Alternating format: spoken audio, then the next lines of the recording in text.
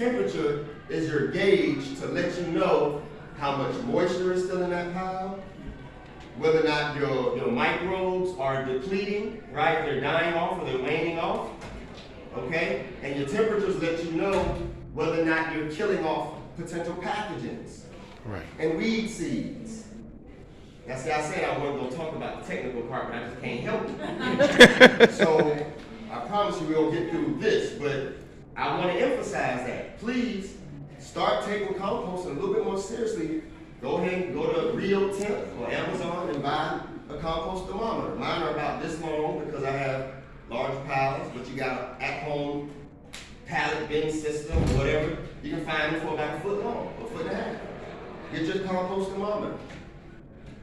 Okay, so this is compost. It is the anaerobic breakdown of organic material. Over a certain amount of time, you get a substrate known as compost that you then use to amend your native soil, amend your indigenous soil. Okay, that's what compost is for. All right, so again, some of the science. This is the soil food web. This is how it all works. The catalyst is the sun. The sun helps the plants provide, they go through the process of photosynthesis, and through the process of photosynthesis, the plant puts out exudates and sugars and carbohydrates out of their root system, right? And when they do that, they attract life forms. That's why when you're growing, if you're a grower, which 90+% of you put your hand up and you said that's what you do not ever leave your fields, your raised beds barren. Because you have to keep life going in the soil profile, the rhizosphere, the root zone. If you don't plant, then the nutrients that you do have in there, and the nutrients basically equate to the biology. If you don't plant and keep roots in your soil, then your biology will slowly dissipate, and then you'll be coming back that following season like, why my food ain't growing? It ain't growing because you didn't keep the soil covered and you didn't keep the microbiology alive in the root zone.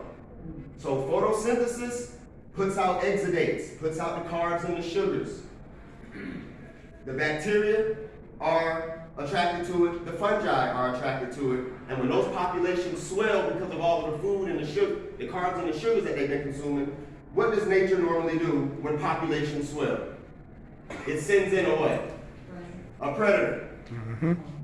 And then you have the next level of predation. So the predator that comes in is the nematode, the amoeba, the flagellate, the ciliate, right? This is the science. This is the food web. These are the organisms that are in that rhizosphere creating this, what we call nutrient cycling. Because the level of the nematodes and the protozoa, when they eat the fungi and the bacteria, they poop. They poop in a soluble form that now the roots of that plant can take up.